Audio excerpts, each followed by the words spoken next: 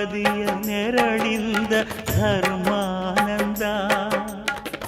ಹೃದಯದ ನೋವನ್ನು ಪ್ರೀತಿಯ ಸುಧೆ ಮಾಡಿ ನಾಲ್ವರ ನಗಿಸುವುದೇ ಮನುಜಾನಂದ.